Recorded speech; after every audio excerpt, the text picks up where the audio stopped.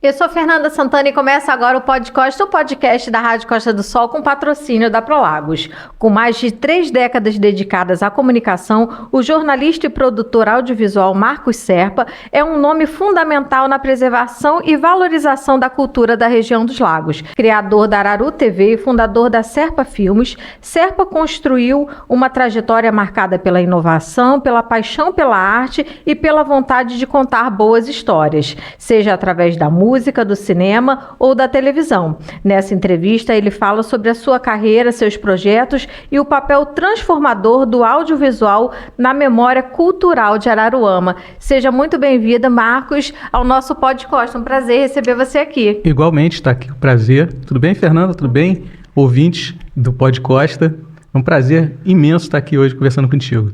Marcos, antes de começar a falar dos projetos atuais, eu quero voltar lá atrás no Marcos Serpa envolvido com música. Quero falar primeiro lá atrás da sua parte musical, que foi antes de você entrar, né, no audiovisual. Conta pra gente sua trajetória lá atrás com a música, com a produção musical. Fernanda, eu comecei na música com 16, 17 anos de idade, tocando na bandinha com os colegas. A gente chegou a fazer muitos shows lá no Rio, na época que eu morava em Duque de Caxias. Tocamos no Circo Voador, num evento chamado A Noite do Homem-Elefante, só com bandas exóticas, vamos dizer assim, mas era um rock and roll, era uma coisa mais autoral mesmo. E depois que eu vim para cá, anos depois disso, né, a gente montou um estúdio de gravação e produção de música, né, que era o Estúdio Lagos. E a gente produziu muita gente aqui, a gente produziu... Assim, desde dos cantores gospel aos cantores de funk, né? Desde, ex-BBB até, era muito variado o público que a gente atendia, né? Os artistas que a gente atendia aqui no Estúdio Lagos. E foi uma coisa, assim, muito, muito marcante, assim, pra gente, né? Foi muito legal. Fala pra gente alguns nomes, algumas lembranças de pessoas que passaram, né, pela produção com vocês. Olha, produção, teve uma história muito legal com a Solange, a Sol, ex-BBB, né, que ela veio parar aqui por indicação de um empresário que tinha uns artistas, empresariava os artistas, trazia o pessoal para cá para gravar, né, lá do Rio, e acabou indicando o estúdio para ela. Ela tinha acabado de sair do Big Brother e veio gravar aqui. Foi assim, é uma história que daria um podcast só dela. Mas, inclusive, essa história tá contada, né, numa reportagem que a gente fez no jornal Carapeba. Depois a gente volta a esse assunto. Mas foi uma história muito legal. Fora os artistas locais, assim, da época, acho que todo mundo passou um pouquinho lá no Estúdio Lagos, né? E era muito diferente, né, Marcos? Hoje em dia, quando a gente fala com relação a possibilidades, a produção independente, era uma época que não tinha isso. Você não tinha muita gente fazendo produção independente. Então, realmente, os artistas, eles precisavam procurar estúdios e fazer essa produção, né? Exatamente. Foi até um dos motivos de eu parar com a produção musical, foi justamente essa facilidade que a tecnologia foi trazendo para o artista poder se produzir em casa. Quer dizer, em algum momento ele não precisava mais do estúdio para fazer suas produções, né? E aquela estrutura ficou resumida a um programa de computador e ficou muito mais fácil para todo mundo, né? Aí aproveitei que eu estava migrando pro jornalismo e pro audiovisual, falei, opa, aqui eu paro, foi muito bom enquanto durou. Mas foi assim, uma experiência que até hoje, né, é interessante para os meus trabalhos atuais. Voltei a produzir música dentro dos documentários que eu tenho feito, tenho começado a fazer trilha sonora, né? Então, uma experiência que está servindo agora, Está servindo, sempre serve para tudo. Marcos, antes de entrar no audiovisual, eu não vou deixar você vir para esse momento atual sem passar pela sua trajetória política. Pois é. Nessas andanças, Marco, o que você foi fazer na política? Como é que foi essa sua rápida passagem meteórica pela política? Você quer saber aquela história? Eu quero saber aquela história lá de trás, lá de Caxias, trás. caramba. É essa que eu quero, Marcos. Pois é. Em 1900, vamos revelar a idade aqui. Em 1992, eu fui candidato a vereador em Duque de Caxias. Eu tinha, sei lá, 19, 20 anos de idade. E tocava na banda de rock. E um dia proibiram a gente de tocar. A gente foi proibido de se apresentar porque durante um show teve um cara que pulou de cima do palco e sofreu um traumatismo craniano, né? Acontece. Ele subiu, estava empolgado, caiu, machucou. E era da plateia ou era da banda? Era da plateia. Da plateia Da mesmo. plateia, né? Da banda. Então sua banda não estava incentivando bem a plateia. Não. É assim, Uma o pessoal se má empolga. Enfim. Mas ele tá bem, o cara ficou bem depois. Tá bem, não sei se depois de tantos anos, mas acho que deve ter causado alguma sequela. Mas depois ele ficou bem, mas aproveitaram esse ensejo para proibir a banda de tocar. E a gente ficou, poxa, coisa que a gente mais gosta é tocar, e aí, como que a gente vai fazer? Na época eu estava estudando jornalismo, escrevia já para um jornal local lá em Caxias. E eu procurei o meu patrão, que era envolvido com a política local, não tinha a menor noção do que era política, do que era essa política partidária e tudo. E falei com ele, poxa, você não conhece ninguém na prefeitura que possa, né, mudar essa opinião, deixar a gente voltar a tocar? Aí ele olhou assim para mim, falou, por que você não se candidata a vereador? Eu falei, como assim, cara? Eu tô pedindo só para tocar, não quero me envolver com nada disso. Não. O negócio é o seguinte, é porque hoje termina a filiação para os candidatos e vagou. A gente tem uma vaga aqui no partido e tem que preencher hoje ainda. E você pode se candidatar e defender a tua causa, defender a causa dos teus amigos, da tua banda, né, a causa da cultura. Eu falei, tá bom. Você com 20 anos. Fui candidato. Aí, na verdade, não seria eu candidato, seria o guitarrista da minha banda. Aí, porque ele era um cara mais popular do que eu, vamos dizer assim, mais conhecido. Eu falei, cara, vai você. Ele falou, vou. Aí ele estava sem o documento na hora. Precisava da identidade, não dava tempo de ir em casa buscar. Eu falei, então bota meu nome aí mesmo. Foi uma coisa assim, totalmente inconsequente.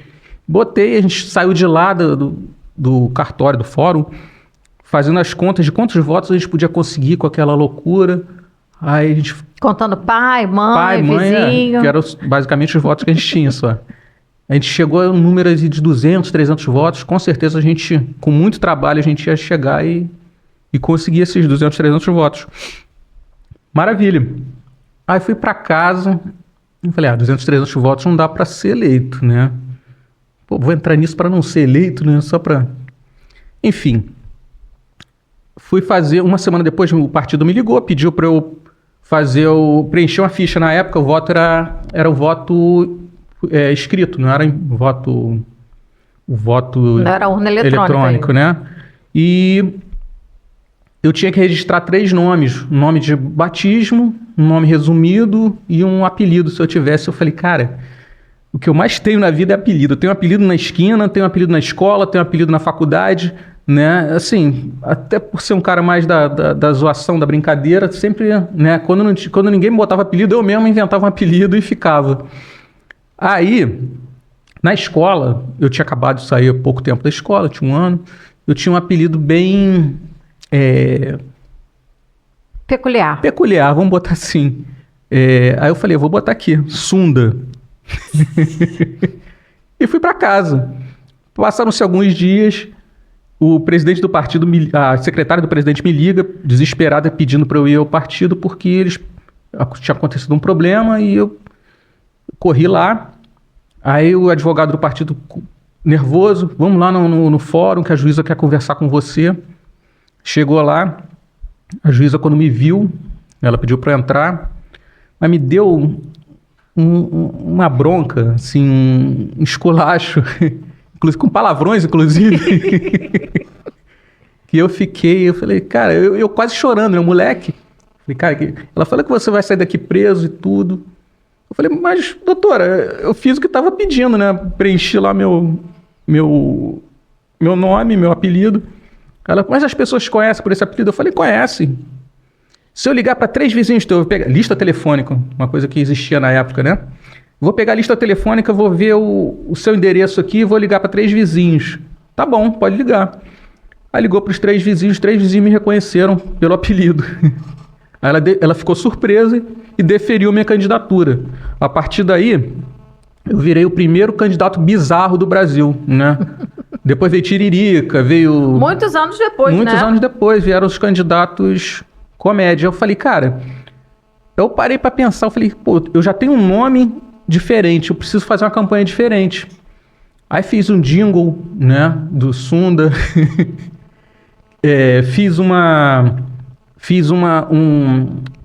o partido começou a investir na campanha, me deu 5 pessoas para trabalhar que eram sundetes, que ficavam panfletando para mim, bancou meu material de campanha, e eu fui para a campanha, e a campanha explodiu lá em Caxias, em 92. O negócio viralizou antes da internet. E uma semana antes da eleição, eu fui processado por um partido, e o partido pediu a cassação da minha campanha, por a minha campanha ser ofensiva aos políticos, né, brasileiros, né? E assim, eu acho que assim, se a gente pegar 2025 e 1992 e levar essa questão da ofensa da política, assim, é surreal, é uma história absurda. Mas indeferiram minha candidatura, mesmo assim eu ainda tive a contagem de votos, ganhei, né, pelos votos, né, mesmo com menos uma semana de campanha do que os outros. Eu tive bastante votos, tive quase 2.500 votos e ganhei, mas não levei. Eu acho que, graças a Deus, porque assim, se eu tivesse sido vereador dentro daquele contexto ali, né, da idade que eu tinha, na cabeça que eu tinha naquela época, acho que a vida teria ido para outros lados, teria ido para outros lados, ou não teria nem mais vida. Dependendo da briga política, né? Pois tamanho da briga. A gente está falando de Caxias, que é assim, sempre teve uma tradição, né? Desde Tenório Cavalcante, uma tradição de ter uma política meio exacerbada, né? Vamos dizer, para não dizer violenta. E não ia dar bom, não. Acho que foi bom assim, do jeito que aconteceu. Preferimos Marcos Serpa no audiovisual. Isso, acho que a fazer gente os ganha... documentários. Isso aí, a gente ganha mais. De vez em quando fazendo os memes aí na internet.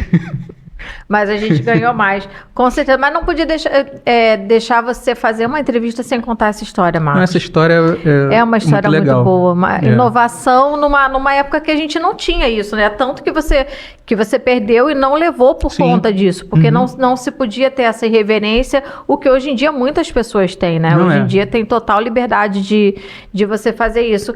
E eu quero agora, Marcos, entender... Desse pensamento, dessa inovação, foi daí que veio toda essa criatividade para começar no audiovisual? Como é que você começou no audiovisual? Com foto, com câmera, com filmadora? Como é que você falou assim, peraí, eu levo jeito para isso? Olha, eu acho que eu comecei no audiovisual, comecei a me apaixonar pelo audiovisual, sei lá, eu tinha 5 anos de idade. Meu pai era eletricista de cinema da antiga Embrafilme, né, que fazia os filmes da década de 70, 80. E meu pai de vez em quando me levava para o set de filmagem. E assim era a minha Nárnia aquilo ali, né? Eu ia para lá, cara, isso aqui é muito legal. Mas a vida não me levou para esse lado, apesar de eu sempre, assim, meu primeiro emprego foi com audiovisual, né, fora do jornalismo, né, fora de estagiar, coisa e tal. Meu primeiro emprego de carteira assinada foi no audiovisual e eu sempre curti. Durante muito tempo tive afastado por causa da música, né? E porque fazer audiovisual não era uma coisa fácil entre aspas, né? Como hoje, porque hoje você faz audiovisual com celular, sim. Você faz assim coisas sensacionais. E naquela época você tinha que ter um VHS, alguma coisa. E os equipamentos muito caros, né? Você tinha que fazer um investimento muito alto para você poder ter uma qualidade, para você também não ser amador, né? Para você fazer de forma profissional, imagino que você tinha que investir um valor muito alto em material. Era fora das possibilidades. Eu trabalhava numa empresa que fazia audiovisual, mas era sempre não dava para fazer nada autoral, não dava para fazer nada muito pensado assim, né? E com relação ao projeto, Araru TV foi o primeiro projeto de audiovisual? Araru TV foi o seguinte, na faculdade, quando eu comecei lá na Veiga, né, foi na primeira turma de 2007, e a faculdade tinha acabado de começar, né? E não tinha laboratório, não tinha nada ainda. E a gente estava muito ansioso para fazer alguma coisa nesse sentido, de ir para frente da câmera. E eu estava naquela fase de transição de carreira. Eu falei, poxa, até por conta da faculdade, porque eu voltei para a faculdade num momento assim, totalmente impróprio, né? Eu já estava com 38 anos de idade e eu tinha começado comunicação com 18, parei, voltei com 38. Enfim. E naquele momento eu estava transicionando a carreira para audiovisual porque eu precisava trabalhar.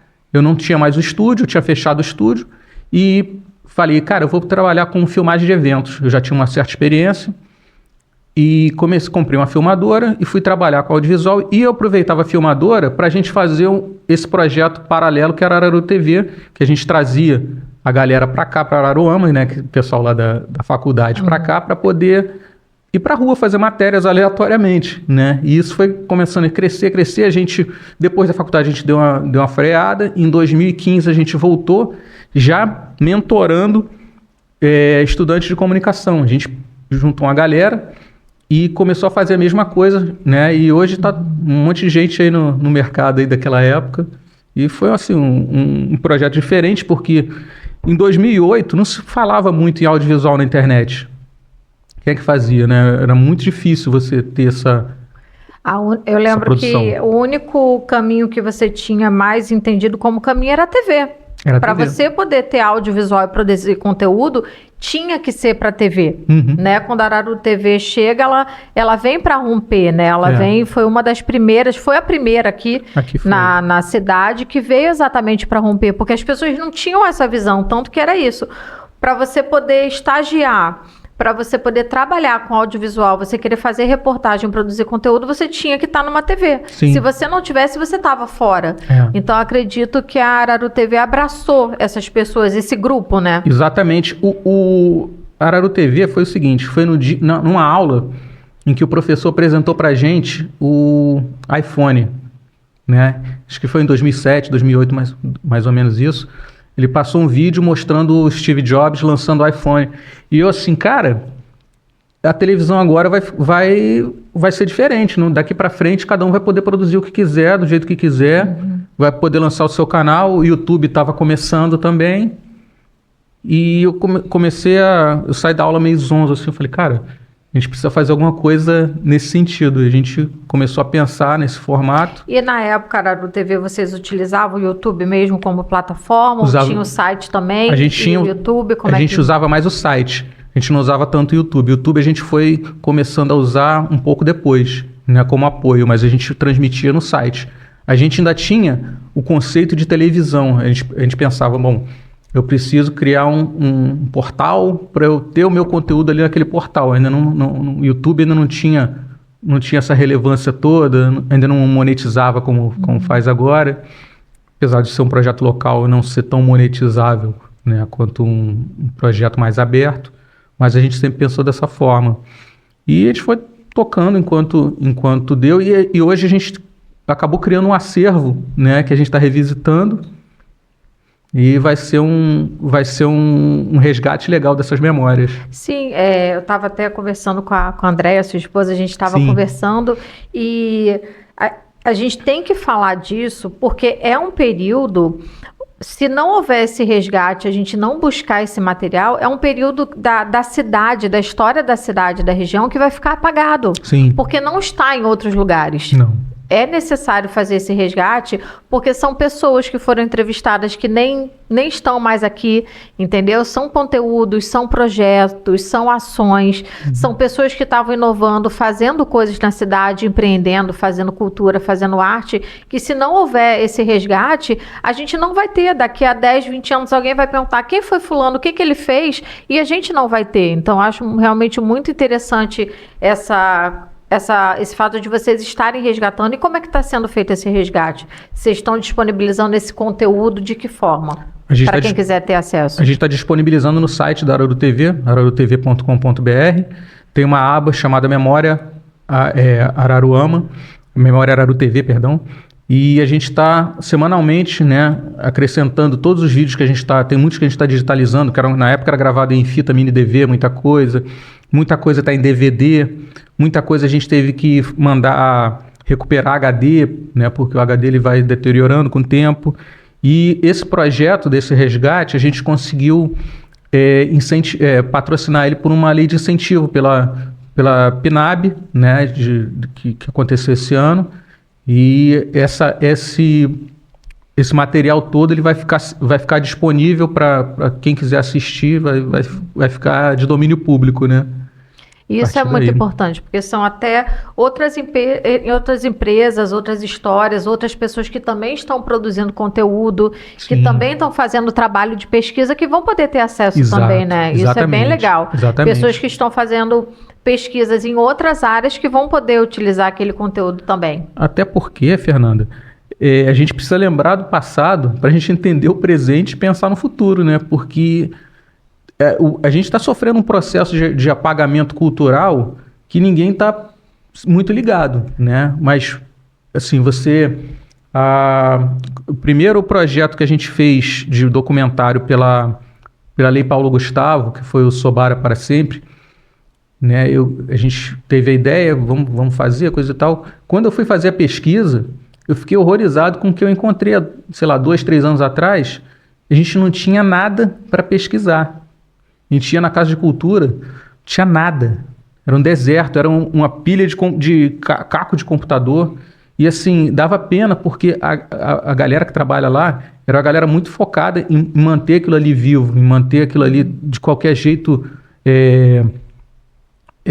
funcional, mas não tinha o mínimo de condições, não existia nada. Quer dizer, eu falei, cara, estão né, deixando a cultura morrer aqui, entendeu? Os registros estão morrendo. E o audiovisual, ele é muito poderoso para poder deixar isso, né, vivo para as futuras gerações. É o que a gente tem para... Até, por exemplo, trazendo agora uma comparação, a gente teve a questão até do incêndio do museu, que devido a ter arquivos que está possibilitando fazer esse resgate, porque não existe mais, mas com fotos e com filmagens do que tinha, eles estão fazendo como se fosse uma reconstrução, né? Imagina se não tivesse. Exatamente. Nosso intuito é juntar, porque não é só a gente que... tem histórias maravilhosas de audiovisual aqui em Araruama, diante da Araru TV, tem registros fotográficos, tudo isso precisa ser resgatado, precisa ser compilado, e é um trabalho difícil, não sou eu que vou fazer sozinho, não é a Andréia, não é a gente que vai botar isso para frente sozinho, a gente precisa de muito mais gente para poder fazer esse trabalho realmente aparecer, entendeu? E Marcos, com relação ao ponto de cultura, que agora a Araru TV também será ponto de cultura, o que significa quando a gente fala de ponto de cultura? O que é isso, a importância de um ponto de cultura? Ponto de cultura, ele é um projeto do Ministério da Cultura, né, que já há muitos anos já que os pontos de cultura são certificados pelo Ministério da Cultura. A gente, em 2015, a Araru TV se inscreveu como ponto de mídia livre. Existia essa classificação, que era um tipo de ponto de cultura voltado para a comunicação, né? Por exemplo, aqui em Araruama a gente tem o Gênio Insano, que é um ponto de cultura, agora mudou de classificação, não sei exatamente, mas foi um nível acima.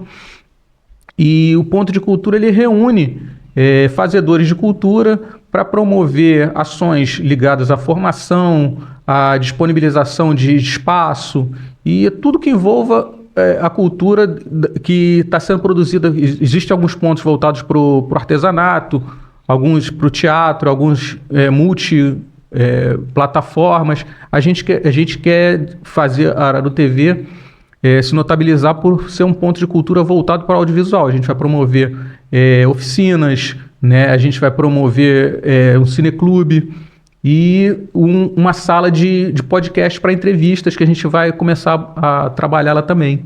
Entendeu? E eu vejo também esse papel do ponto de cultura com relação também aos jovens, né, Marcos? Com certeza. Eu acho que os pontos de cultura, claro, pessoas que também já estão fazendo, vão lá, eu acho isso tudo muito importante com relação à reciclagem, formação, tudo isso. Mas eu acho que pega também muitos jovens, né? Vocês já têm feito alguma coisa no momento? Vocês já têm alguma coisa pensada para os jovens? Sim, temos sim. Porque, justamente, a minha esperança são jovens. Assim, as nossas gerações já estão trabalhando, já estão produzindo, já estão atuando, mas a gente precisa,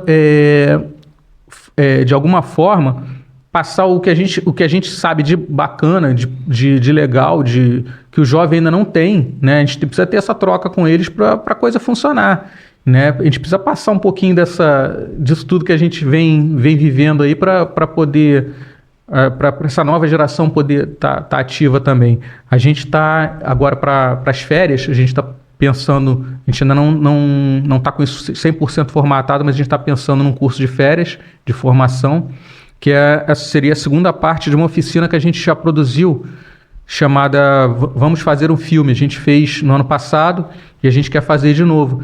Ano passado a gente fez essa oficina, seria exclusivamente para estudantes do ensino médio, mas uma coisa que me incomodou bastante foi que, por mais que a gente tenha divulgado, a gente teve uma adesão muito baixa, né? E a gente sabe que é uma coisa muito interessante para a maioria dos jovens, mas a adesão foi baixa. As escolas que a gente procurou, as escolas particulares, elas também não tiveram uma abertura, né? Não se interessaram em botar para frente, em divulgar para os alunos. Umas ignoraram, outras negaram. A gente conseguiu das escolas públicas, né? Do Edmundo, do CIEP, a gente ainda conseguiu.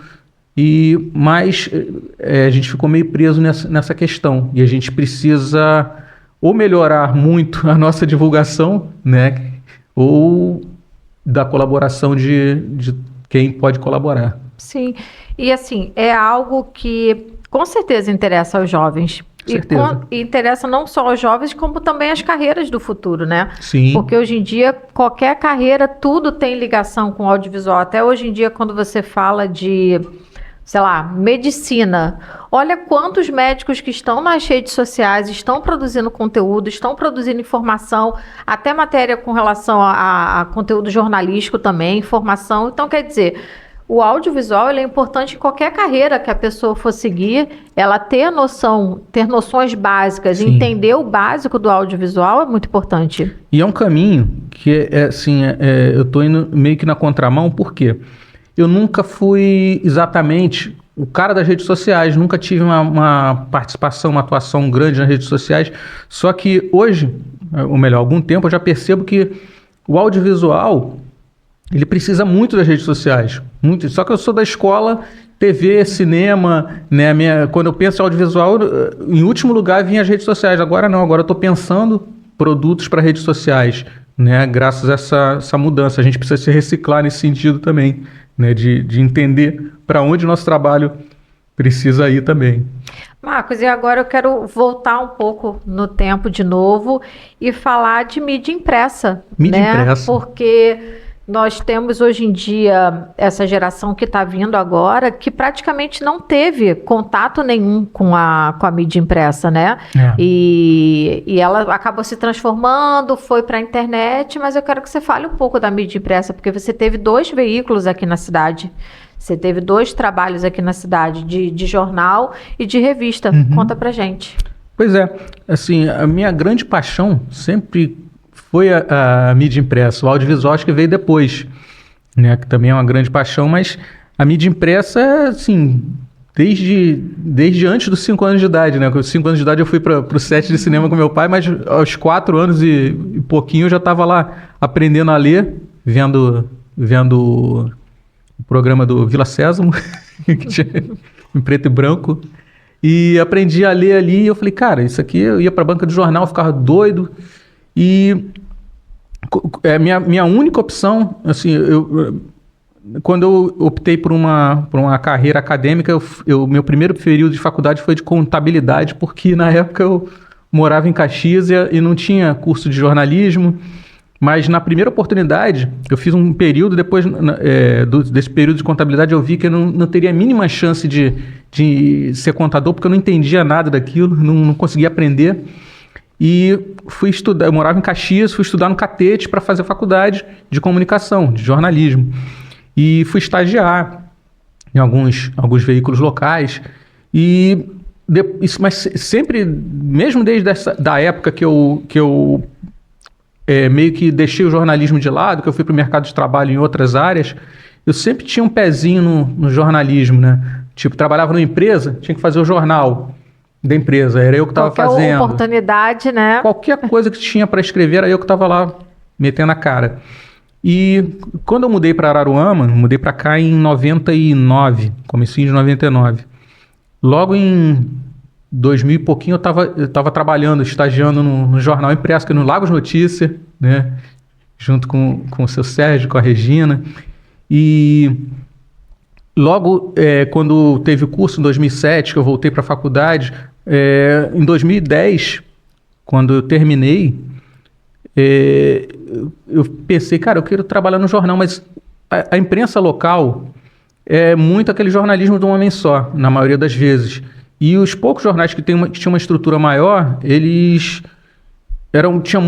tinha pouca gente na equipe, era muito difícil entrar no mercado trabalhando. Eu falei, cara, a única chance que eu tenho de escrever no jornal é montando um jornal. Eu tinha estagiado no jornal em Búzios, que era o Peru Molhado, né, que era um jornal clássico lá de Búzios, que dava um livro também a história do que eu vivi lá nos poucos meses que eu estagiei.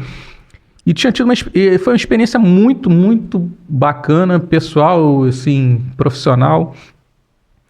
E eu pensei em lançar um jornal. Eu falei, eu vou lançar um jornal, assim, tentar não plagiar o Peru Molhado, mas tentar fazer o que o Peru Molhado fazia em Búzios, aqui em Araruama. Captar um pouco da essência da cidade, né? Numa linguagem mais informal, de uma maneira mais coloquial e mais leve. E a gente fez o Jornal Carapeba, né, em 2010. E que está virando livro agora. E logo depois do Jornal Carapeba, a gente fez a revista BPD, né, que foi até 2018. Foi de 2013 a 2018. E com relação ao jornal, da onde veio o nome? O nome veio da lenda que eu via, que quem vinha morar em Araruama quem vinha visitar Araruama e comia a cabeça da carapeba não saía mais de Araruama, né? Eu tinha ouvido essa lenda, eu falei, cara, eu comi a cabeça da carapeba e realmente nunca saí de Araruama, fiquei por aqui, né? Eu apaixonei pela cidade e tudo. E a ideia veio daí. E logo no primeiro jornal, eu falei, eu queria pensar num personagem que fosse muito representativo daquele momento ali de Araruama. E a gente botou a capa do jornal, o Jorge Carapeba. O Jorge, nessa época, ele já era Jorge Carapeba ou ele era só Jorge? Exatamente. Ele se tornou Jorge Carapeba por causa da capa do jornal, né? Porque ninguém sabia o nome dele, né? Nem eu sabia. Abordei ele na rua, eu falei, poxa, vem cá, tu não quer... Estou fazendo um jornal, não quer posar para capa, coisa e tal. Ele ficou assustado. Não, quero sim, vamos lá, tirar uma foto. Ele segurando o jornal que ele estava aparecendo, né, com ele mesmo na capa. Aí fiz uma montagem ali. E assim, a repercussão do jornal foi muito, muito boa na época.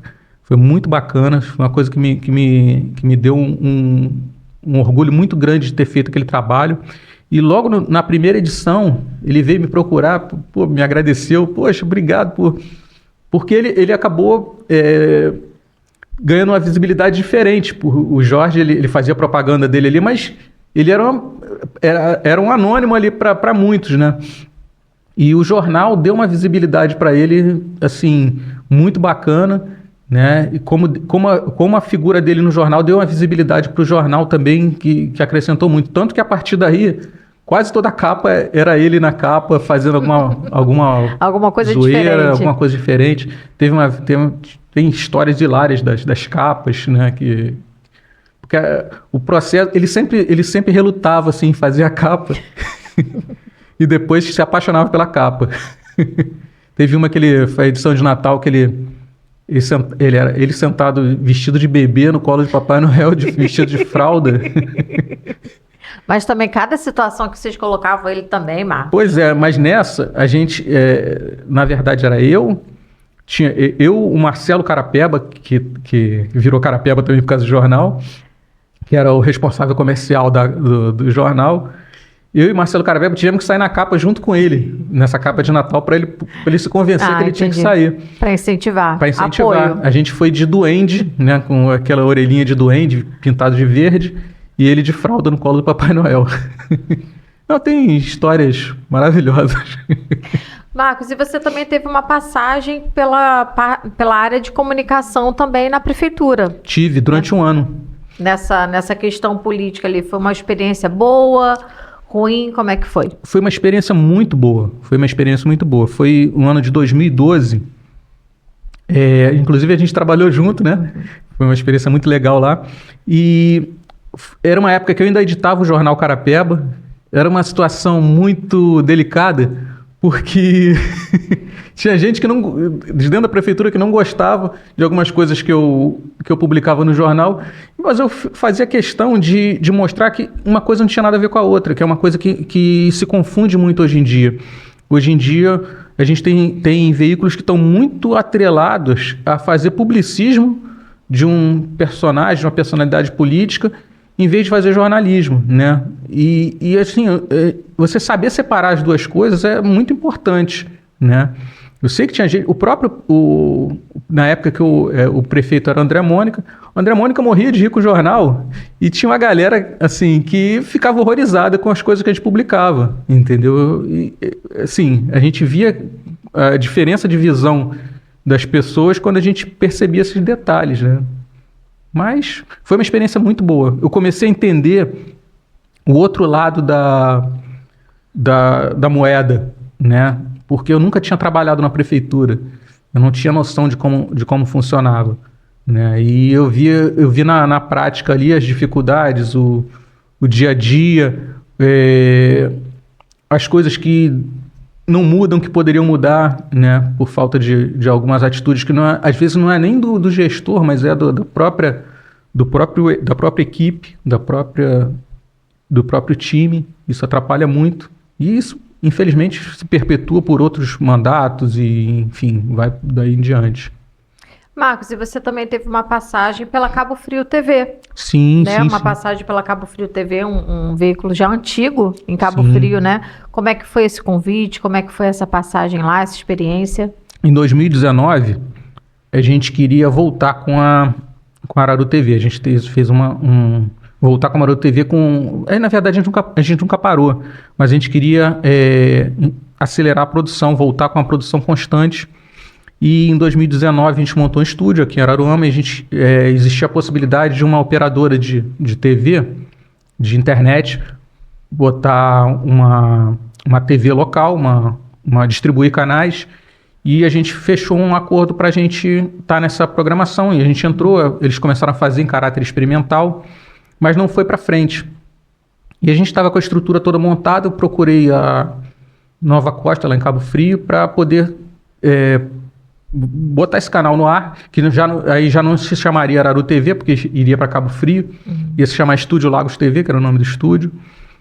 E logo com uma semana no ar, o Milton Alencar, um grande amigo, um abração para ele aí, ele me procurou: Marcos, eu estou com o estúdio da Cabo Frio TV, a gente está com o estúdio parado, né? A gente está com a produção, você tá com essa ideia, vem para cá.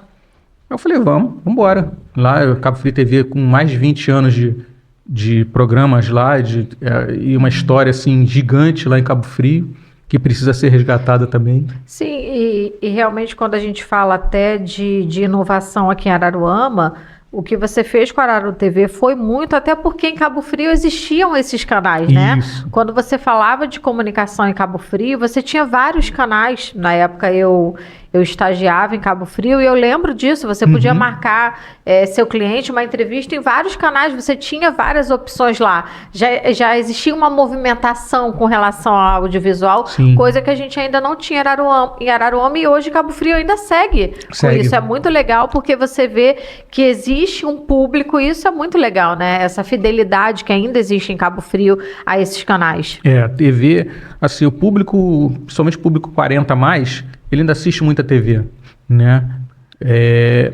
E Cabo Frio tem essa tradição de, por ter uma operadora local, coisa que Araruama nunca teve, para distribuir esses canais, Cabo Frio sempre teve essa cultura das TVs locais. Tem a Jovem TV, tem a Cabo Frio TV, tinha a Lagos TV, que depois fechou, e várias outras TVs locais que faziam o audiovisual circular, né, crescer. E a gente nunca teve essa oportunidade, só a partir da internet. Marcos, e agora eu quero falar dos documentários. Qual foi o primeiro documentário que você fez aqui na região? O primeiro foi o Sobara para Sempre. Sobara para Sempre, que a gente fez em 2021. Finalzinho de 2021, começo de 2022 a gente lançou. Foi incentivado pela lei Paulo Gustavo, na época. Foi logo depois, no finalzinho da pandemia ali. E era um projeto que eu tinha. Não chegava a ser um projeto, era uma ideia que eu tinha desde que eu fiz uma reportagem sobre Sobara para a revista BPD. Né? Eu fiz essa reportagem e eu falei, cara, isso aqui dava um filme. Que história maravilhosa. Aí, quando a gente teve a oportunidade de produzir um documentário, inclusive foi com o Jorge Carapeba, né, fazendo a produção junto com a gente, tudo. A gente foi lá para Sobara, conheceu o pessoal, gravou, contou, resgatou a história, coisas que eu não tinha aprofundado tanto, que é a história de São Vicente. Eu não sabia que São Vicente tinha sido aquilo tudo que foi. São Vicente foi uma potência aqui na região. São Vicente era maior do que a própria Araruama no século XIX. A gente resgatou essa história, a história das plantações de cana lá e tudo, e a história do povo de Sobara, né? A resistência deles até hoje, o processo de reconhecimento como comunidade quilombola. Assim, foi muito bacana. Foi um documentário relativamente fácil de fazer, né? Foi onde a gente se empolgou. Poxa, acho que dá pra gente fazer muito mais coisa a partir daí. Ficou uma linguagem meio... como eu não tinha feito nada do tipo, a gente acaba fazendo um documentário meio com cara de reportagem, por a gente ter vindo do jornalismo e tudo. Mas eu acho que foi válido, é interessante. Eu acho que uma coisa que me incomoda um pouco é com todas as possíveis deficiências técnicas e tudo que a gente tem, que é uma equipe muito resumida, um equipamento muito, na época ainda, muito restrito, mas uma coisa que me incomoda um pouco é isso não ter ido para onde deveria ter ido, para a sala de aula, entendeu? Alguns professores eu sei que espontaneamente souberam do documentário e levaram para a sala de aula e tiveram um retorno bacana dos alunos, mas eu acho que podia ser mais bem aproveitado. Tá ali, é só entrar no YouTube e botar a garotada para assistir. Acho muito interessante. Você tem vontade de voltar a Sobara com algum projeto? Já pensou alguma coisa de voltar lá? Já pensei. Ainda não formalizei, não botei no papel, mas já pensei sim. E a gente tem aqui uma região, né? Quando a gente fala que a gente recebe aqui no Podcosta vários convidados, a gente tem uma região de muita história, né? Muito. Quando a gente fala aqui, vamos falar aqui de Araruama, a gente tem Sobara, a gente tem a questão indígena, que também tem muito ainda para ser explorado. E a gente tem Praia Seca, que eu sei que é um carinho que você também tem nos seus documentários, que é toda a história das salinas. Queria que você contasse sobre os documentários que você fez de Praia Seca. Praia Seca, assim, durante muito tempo, nosso sonho, meu de André, era ter uma casa em Praia Seca que não fosse ainda para morar, mas que fosse para passar final de semana, porque a gente adora Praia Seca, a gente gosta muito de Praia Seca. E a gente tem um grande amigo, um casal de amigos, Marcelo e André, que moram lá, Marcelo Carapeba, né, que trabalhou durante um tempão com a gente, tanto no jornal Carapeba quanto na revista BPD. E quando a gente pensou em fazer um documentário, né, quando a gente fez o Sobara, o Marcelo falou, vamos fazer um Praia Seca também. Eu falei, com certeza, até porque a gente já tinha muita história. O Marcelo tinha um programa de rádio, numa rádio comunitária da época, que falava sobre, chamava Praia Seca de Todos os Tempos, que virou o nome do filme, né, que ele entrevistava, ele fazia esse trabalho de resgate da memória dos antigos, e ele estava incomodado porque ele tinha o arquivo dos programas todos e 90% do pessoal já tinha morrido. E as histórias estavam se perdendo. Ele tem o áudio ali mas aquilo não tinha para onde propagar aquilo, aquelas histórias iam se perdendo. Eu falei, cara, vamos fazer um documentário.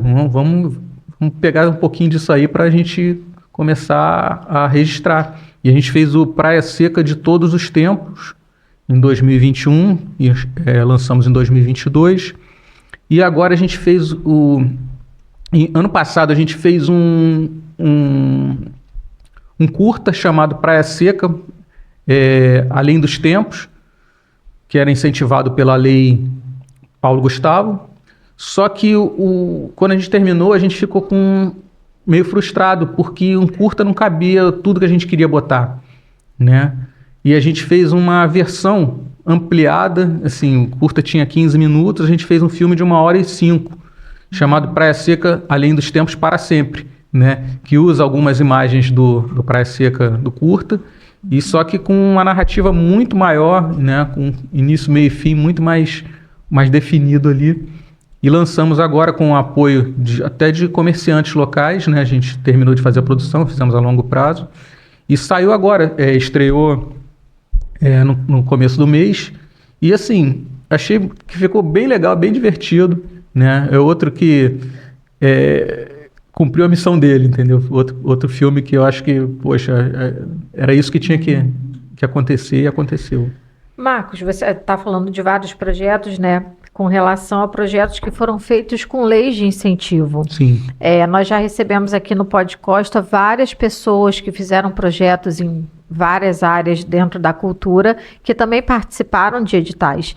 Só que a gente sabe o quanto que os editais e as leis de incentivo sofreram e ainda sofrem ataques. Então, eu queria que você reforçasse com a gente realmente esse entendimento da importância deles. Quando a gente fala desse resgate, de preservar a história, se não fossem esses editais, tudo isso ia se perder. Com certeza. Porque, infelizmente, o poder público ele ainda não consegue abraçar e resgatar e tudo isso de forma interna. Então, realmente, essas parcerias possibilitam essas produções, né? Possibilitam toda essa movimentação, inclusive na área dos documentários, que é a área que você atua. Exato. Em 2017, eu tinha vontade de fazer alguma coisa nesse sentido, e eu fui fazer um curso no Rio para aprender a trabalhar com a Lei Rouanet.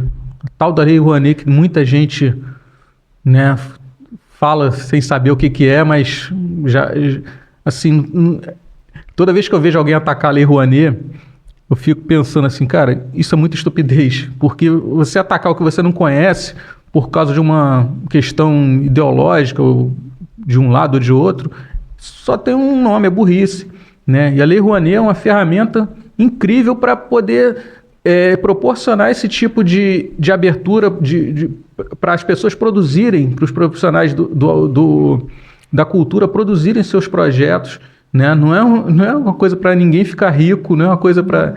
Assim, é para a gente trabalhar e poder desenvolver um trabalho legal. Eu podia pegar um final de semana e fazer um documentário mal feito, sem recurso, sem qualquer tipo de qualidade a mais, mas se eu tenho como captar um recurso para fazer um projeto, poxa, por que não? Por que não? Qual o problema? Entendeu? Enfim, vieram as leis de incentivo durante a pandemia e, graças a elas, a gente pegou o projeto que eu tinha de 2015, que era Sobara, para botar em prática, porque provavelmente não ia sair. Como que a gente ia fazer um documentário, né? Existem distorções nessas questões de lei? Existem, como existem distorções em qualquer setor público, né? Sim. Mas eu acredito que dentro dessas leis, o índice, o percentual ainda é muito menor do que a maioria das coisas questionáveis que a gente vê em relação a isso, entendeu? E eu acho que é fundamental que essas leis continuem, elas são geradoras de emprego, são geradoras de memória, né? Que é uma coisa que a gente não tem como, se a gente não registrar hoje, a gente não tem como comprar daqui a 10, 20 anos, a gente não acha mais, entendeu? Não tem como inventar uma... Sim, assim como você falou de fitas, cassetes, de DVDs, de HD, daqui a 10, 20 anos acabou. Tudo você não vai ter como parar para recuperar esse material. Exatamente. Você vê, por exemplo, imóveis tombados, né? Imóveis que fazem parte da memória, do patrimônio. Quer dizer, quando você bota um prédio desse abaixo, é quando você deixa um HD desse morrer, né? Que tem um conteúdo relevante dentro, que tem uma memória a ser preservada ali dentro, porque sem memória não adianta, a gente vai ficar nascendo, emburrecendo, sem aprender com o passado. A gente tem que ter essa memória viva. Marcos, e o livro interativo Acabou o Papel? Acabou o Papel. Acabou o Papel é o livro que conta a história do jornal Carapeba e que fala sobre o fim a decadência do jornalismo impresso local, né? A gente tinha alguns anos atrás aí o jornalismo impresso muito vivo na cidade, aqui no interior. A gente tinha vários veículos, a gente chegou a ter, 20 jornais aqui em Araruama, quase. Fazendo assim para as pessoas entenderem, né? Basicamente, hoje em dia, a gente tem as páginas de notícia, que a gente chama, né? Nós temos as páginas hoje em Araruama, na região. No Brasil, nós temos várias páginas. E quando a gente volta há anos atrás, você tinha os jornais, e realmente eram vários jornais. Assim como hoje em dia a gente tem várias páginas, nós tínhamos vários jornais, né? E a correria era essa correria que a gente tem hoje na internet, essa correria era no papel e nas ruas, na entrega, ia para a gráfica, voltava, fazia, montava. Exatamente, era uma loucura, mas era uma loucura divertida. E eu vou te falar, eu acho que ainda tem espaço para o impresso, né? É um possível projeto futuro aí, porque eu gosto muito do impresso. E as páginas hoje, elas estão aí vivas, estão se proliferando, algumas muito boas, algumas não tanto, né? Mas tá acontecendo um jornalismo, às vezes muito amador, às vezes mais profissional, mas elas ocuparam esse espaço do impresso. E o impresso, na maioria das vezes, não soube migrar para o digital. Eu não soube migrar para o digital, né? Na época do Carapeba, a gente teve o site, publicava, botava o PDF, disponibilizava o PDF, mas não tinha a gente não soube fazer essa mudança. Eu acho que, na verdade, Marcos, os jornais não acreditavam que a internet ia tomar esse tamanho. A verdade é essa. Eu acho que não souberam migrar e também não souberam porque acreditavam que tudo bem, vai ter internet, mas vai ter o impresso. Não se acreditava que realmente ia migrar tudo pro digital. Eu acho que foi muito isso também. Pode ser. As pessoas não acreditavam na necessidade. Eu acho que se alguém virasse e convencesse, olha só, vai acabar. Você vai ter que ir. As pessoas iam dar uns pulos, iam dar um jeito, mas a verdade é que ficou ali. Realmente, como você fala, muitos nomes de jornais, grandes locais que a gente tinha aqui na região, eles realmente não foram para o digital da forma que poderiam e deveriam ter ido. É verdade. Mudaram os players ali do jornalismo local, né? Ficou uma coisa confusa no começo, depois foi se estabilizando. Mas o livro fala um pouco sobre isso, fala sobre a dificuldade que eu tive começa falando sobre a dificuldade que eu tive de me inserir no mercado de trabalho, tendo que criar um veículo para eu poder trabalhar. E a trajetória do veículo durante os 2 anos só que teve nas ruas aí, e que a repercussão que teve na época, teve uma repercussão muito boa, né? Tem gente até hoje que lembra, e aí, pô, o jornal, coisa e tal. E, pô, o jornal foi uma das milhões de coisas que eu fiz na vida, mas eu sei que para muita gente marcou bastante. E foi mais um projeto incentivado pela PNAB, né? Que foi contemplado, para minha surpresa, porque sinceramente eu achei que não ia nem passar, porque eu não sou escritor, nunca escrevi um livro, né? Eu fiz o projeto assim, meio que na audácia mesmo. E achei muito legal que foi contemplado e vão ser muitas histórias que vão ser preservadas ali também. Dentro do meu escopo ali faz todo sentido. Marcos, e quando a gente fala desse jornalismo impresso, você já pensou, já fez algo também no sentido de resgatar essa história dos jornais impressos todos da cidade? De realmente reunir esse material quando a gente fala de jornais, A Voz de Araruama, por exemplo, não tem como a gente não falar do jornal A Voz de Araruama. O livro necessariamente fala sobre todo mundo, inclusive é um livro interativo, é um livro que você vai ter que ler ironicamente, né, com o celular na mão, porque o livro tem vários QR Codes chamando para entrevistas, né, com pessoas que viveram isso, inclusive vários jornalistas que a gente está buscando aí. Isso é muito bom. A gente vai gravar com o pessoal para eles darem depoimento, darem a visão deles. Esse papo que a gente está tendo aqui, né, a gente vai ter parecido com alguns jornalistas também dessa época, que vão dar as visões deles, né, algumas coisas bem polêmicas também, até porque o jornal era um jornal polêmico, né, a gente tinha diferenças de visão com muitas... diferença de visão política com muitas pessoas, visão pessoal do jornalismo com outras. Só que hoje a gente já se passaram mais de 10 anos e a gente quer botar isso tudo a limpo e deixar tudo isso às claras. E a gente vai gravar com todo mundo, a gente vai procurar todo mundo pelo menos para ver quem quer falar, quem quer gravar. E esse conteúdo poderia ter virado um documentário, mas aí a gente parou, podia ter feito um documentário sobre o Jornal Carapeba, mas a gente falou, pô, seria muito mais, como é que eu vou te dizer, mas não prático, não conveniente, mas interessante se fosse o papel mesmo, né? Acabou o papel, fosse de papel. Sim, e fazer esse convite também, né? Até quando você fala de jovens e de atrair os jovens, também fazer um convite, né? Quando for apresentar esse projeto para os jovens, trazer os jovens também para a leitura e para o papel, né? Eu estou tentando fazer, a primeira versão do livro era uma leitura um pouco mais pesada. Aí eu estou tentando fazer ele ficar mais interessante para poder chegar na sala de aula, para o jovem, entendeu? Não porque água com açúcar, não. É porque a gente sabe que a linguagem é outra. Né? Sim, tem que ser mais leve para você poder pegar o jovem que hoje em dia está na internet com tudo tão rápido. E agora eu queria que você falasse, Marcos, sobre o documentário Memorabilia, Histórias Guardadas. Memorabilia. Memorabilia é um documentário que a gente está produzindo pela Serpa Filmes. É um documentário da Andréia Borba, minha esposa, que é a produtora do documentário.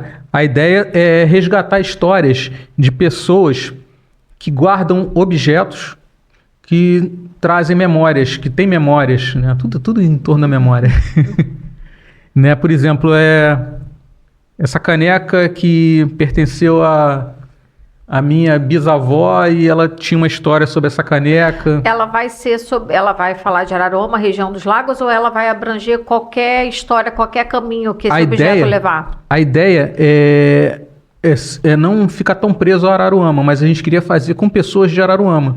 Se tiver uma história que ainda não teve, uma história que vá para muito longe, a gente vai contar naturalmente, mas A ideia... Porque tudo que a gente faz até hoje é muito ligado a Araruama. E às vezes fica difícil até para você, por exemplo, participar de um festival fora Sim. daqui, porque não faz sentido fora do nosso universo local.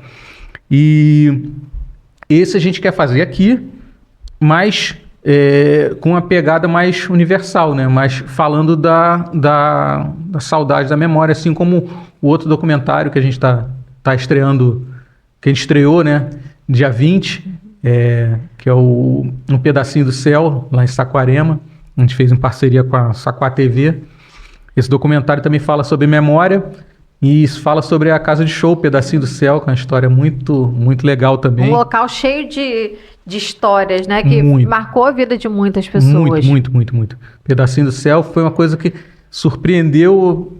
Eu achei que ia ser interessante, mas foi muito mais interessante do que eu imaginei. Até porque ele traz histórias pessoais, né? Isso Exato. traz um outro charme ao documentário. Até para quem está assistindo, traz... Humaniza, Exatamente, porque é falar de pessoas que se conheceram lá e casaram, tiveram filhos, construíram histórias realmente que começaram lá, né? Com Na certeza. pista. Acho que se Saquarema tem 100 mil habitantes hoje, se não fosse Pedacinho do Céu, teria 30.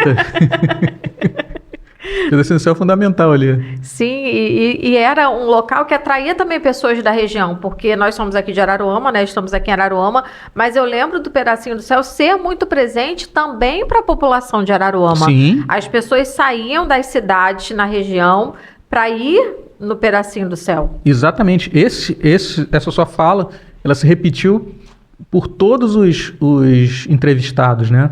Todo mundo falava isso, e a gente via isso na época. A quantidade de gente de todas as cidades, até do Rio, o pessoal vinha para participar do... E é o que você falou, Marcos. A gente tem tanto lugar, né? Quando você fala em Pedacinho do Céu, me lembra a Gigi em si. A Gigi em si, ela é cheia de história, né? As pessoas... antes de existir a Via Lagos, as pessoas passavam por aqui e a Gigi era um lugar, inclusive chique, né? A Gigi era um local de parada Sim. das pessoas. Quando a gente fala da Magic, Sim. né? Quando a gente fala da Magic, quando a gente Ketchup. fala... Exatamente, quando a gente fala do Campestre. Quando a gente fala do Clube Campestre, né? Eu ainda peguei uma época do Campestre de baile de carnaval infantil, mas existem pessoas mais velhas que pegaram muito mais, que falam realmente do Campestre Clube Xadrez. Exatamente. Então, assim, olha quanta história que se a gente não parar agora para conversar com pessoas que ainda estão vivas e podem falar, daqui a 20, 30 anos você não vai ter. Você não vai ter nada. Você Isso não vai aí. ter essa memória. É isso aí. E é muita coisa, quer dizer... agora, poxa, eu tenho visto o trabalho do Luiz do Vale, que é um trabalho nesse sentido muito bacana também. É muito bom que isso tenha sido... isso começou a ser pensado, ser lembrado, porque a gente precisa de muita gente, porque é muita história. Sim. Entendeu? Não é a gente que vai sozinho, que vai fazer isso tudo... ser resgatado, ser recuperado. Vai ser um trabalho de formiguinhas, né? Não é cada uma mexendo de um lado, ele carregando o seu grãozinho de arroz ali, porque é muita história para a gente preservar, que vale a pena ser preservado, né? Marcos, e agora eu quero que você fale, deixe a sua mensagem para as novas gerações do audiovisual, para as pessoas que estão pensando, não, eu quero fazer, estão produzindo, a gente sabe das dificuldades, mas a gente sabe também que hoje em dia é possível, como você falou, hoje em dia a gente tem um celular na mão, a gente tem a tecnologia, coisa que antigamente eram equipamentos tão caros, hoje em dia você tem, então eu queria que você falasse disso, de quem quer começar, quer aprender. Gente, vocês estão com a faca e o queijo na mão. Aproveitem, vem com a gente, produzam, se não der para vir com a gente, vai para a internet, aprendam na internet, procurem, cola lá no Araru TV, no Ponto de Cultura, procura a gente nas redes sociais, que a gente está lá para trocar uma ideia. A gente quer fazer a Araruama não só ser resgatada, ter sua memória resgatada, mas como construir histórias para o futuro de Araruama, né? A gente quer virar documentário daqui a 50 anos também, entendeu? E vocês podem fazer parte desses documentários. né? Agora a gente precisa trabalhar hoje. E quais são as principais redes sociais para quem quiser procurar, pesquisar, por exemplo, com relação a esse documentário que está trazendo memórias, objetos, para quem quiser, estou assistindo a entrevista, poxa, eu tenho aqui em casa tal e tal coisa, quero colaborar, quero entrar em contato, quero participar.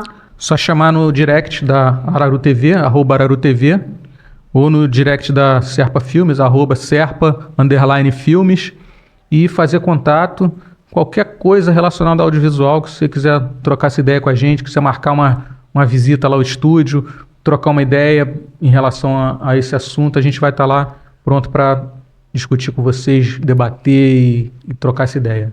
Marcos, muito obrigada pela sua Eu que te agradeço. aqui no nosso podcast. Você é uma pessoa que eu falo com você, que eu quero te receber já há muito tempo aqui no podcast. Finalmente conseguimos. Fizemos a nossa entrevista e eu quero te parabenizar, Marcos. Obrigado. Porque eu acompanho já a sua trajetória há muitos anos e é isso, você acreditou no audiovisual, você acredita no audiovisual, você tem esse carinho, esse amor imenso, né? Mesmo não sendo araruamense de nascença, mas com certeza um araruamense de coração. Dá para ver o seu carinho, o seu amor pela cidade, por São Vicente, por Praia Seca, pela nossa população, pela nossa gente e resgatando, né? Você e a Andréia sempre pensando e querendo resgatar tantas histórias, como a gente falou, né? Contando as histórias das pessoas da nossa cidade. Obrigada pela sua presença. Eu que te agradeço. Obrigadão. Então fiquem ligados que toda semana tem episódio novo do Pod Costa. Até a próxima!